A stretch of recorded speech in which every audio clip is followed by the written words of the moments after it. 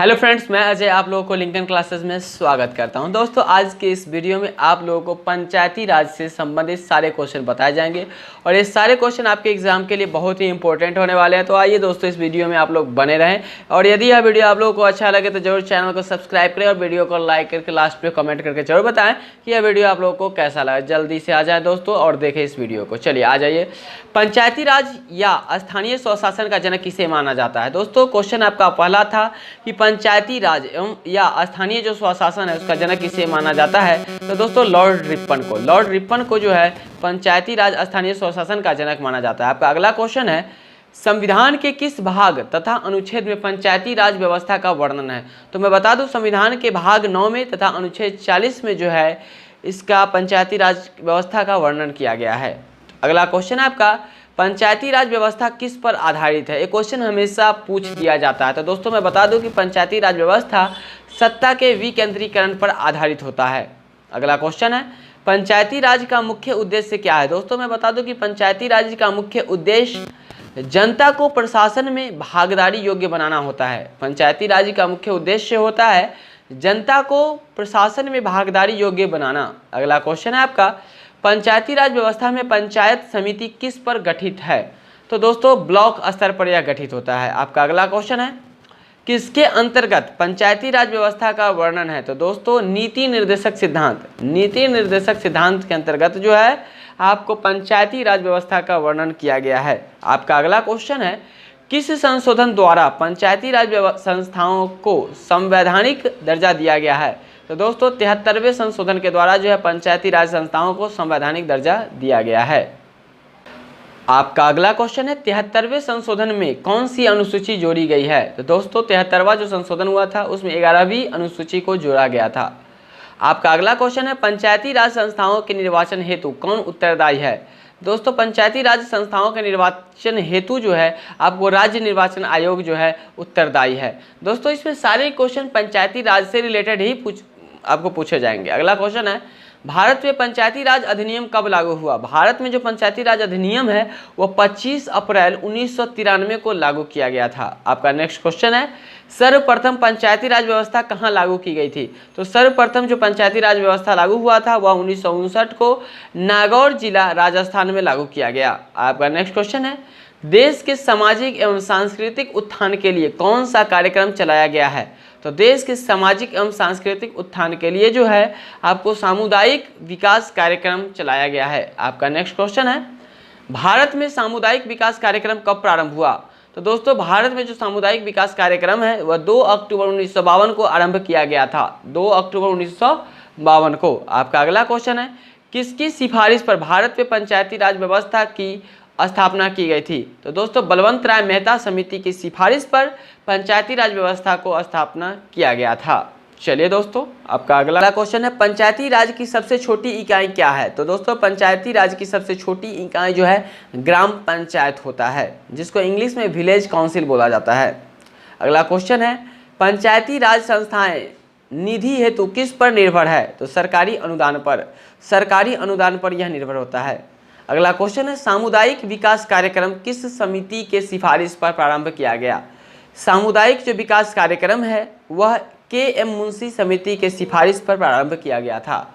आपका next question है, ग्राम पंचायतों की आय का स्रोत क्या है? दोस्तों, ग्राम पंचायतों की जो आय है उसका स्रोत जो है मेला एवं बाजार कर है, बाजार कर। अगला क्वेश्चन है, किस राज्य में पंचायती राज प्रणाली नहीं है? तो किस राज्य में पंचायती राज प्रणाली नहीं है? तो इसका आंसर हो जाएगा अरुणाचल प्रदेश एवं मेघालय एवं मिजोरम में जो है पंचायती राज प्रणाली नहीं है। अरुणाचल प्रदेश, मेघालय और मिजोरम। आपका नेक्स्ट क्वेश्चन है, पंचायती राज प्रणाली में ग्राम पंचायत का गठन किस स्तर पर होता है? तो दोस्तों, पंचायती राज प्रणाली में ग्राम पंचायत का गठन ग्राम स्तर पर किया जाता है। आपका नेक्स्ट क्वेश्चन है, पंचायती राज संस्था का कार्यकाल जो होता है कितना होता है? तो दोस्तों, पंचायती राज जो संस्था उसका कार्यकाल 5 वर्षों का होता है। आपका अगला क्वेश्चन है, पंचायत के चुनाव हेतु निर्णय कौन करता है?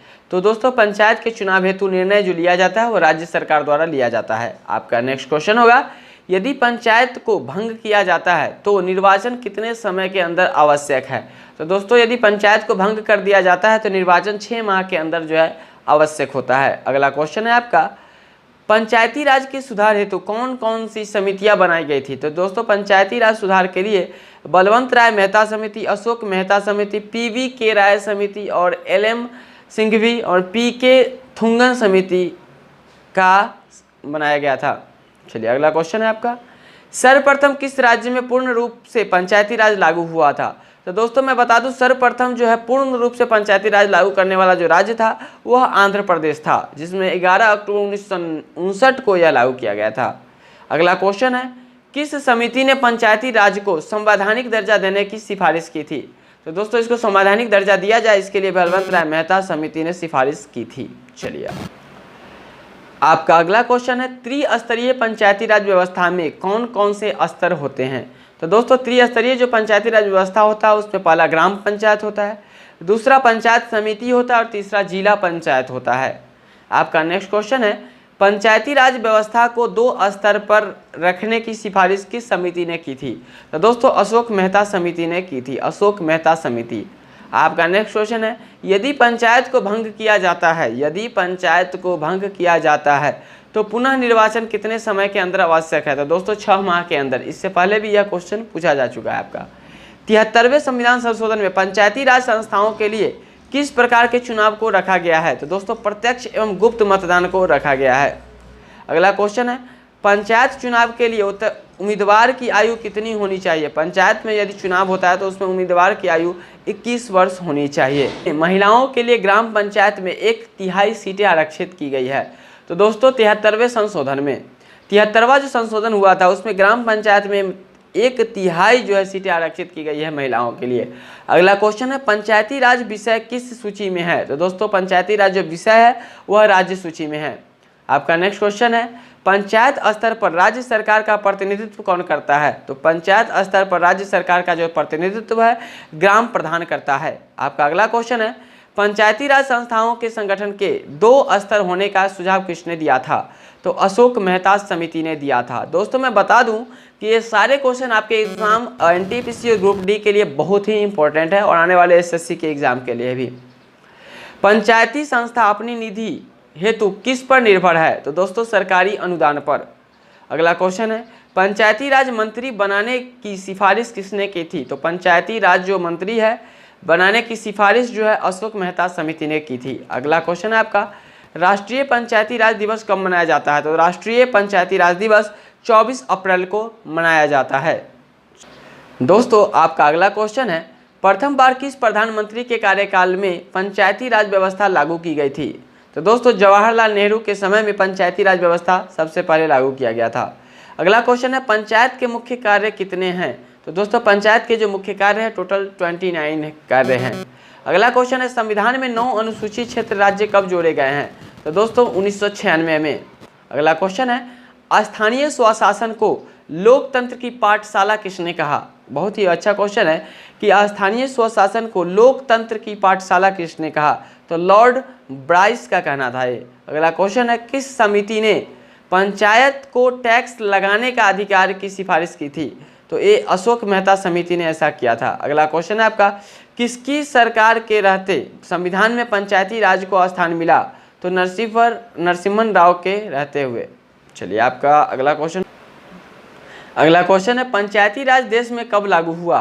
तो दोस्तों पंचायती राज जो है देश में अप्रैल 1993 में लागू किया गया था। अगला क्वेश्चन है, सामुदायिक विकास कार्यक्रम की असफलता का मुख्य कारण क्या था? दोस्तों सामुदायिक जो विकास था कार्यक्रम उसकी असफलता का मुख्य कारण था अशिक्षा एवं सरकारी कर्मचारियों पर निर्भरता। अशिक्षा था एवं सरकारी जो कर्मचारी थे उन पर डिपेंडेंट थे। तो दोस्तों इस तरह से इस वीडियो में बस इतना ही आप लोगों के लिए। दोस्तों यदि यह वीडियो आप लोग लास्ट तक देखे होंगे तो आपको यह वीडियो जरूर अच्छा लगा होगा। तो ऐसा वीडियो आप और टॉपिक पे चाहते हैं तो जरूर कमेंट करके बताएं। और इस वीडियो में बस इतना ही। थैंक यू, धन्यवाद।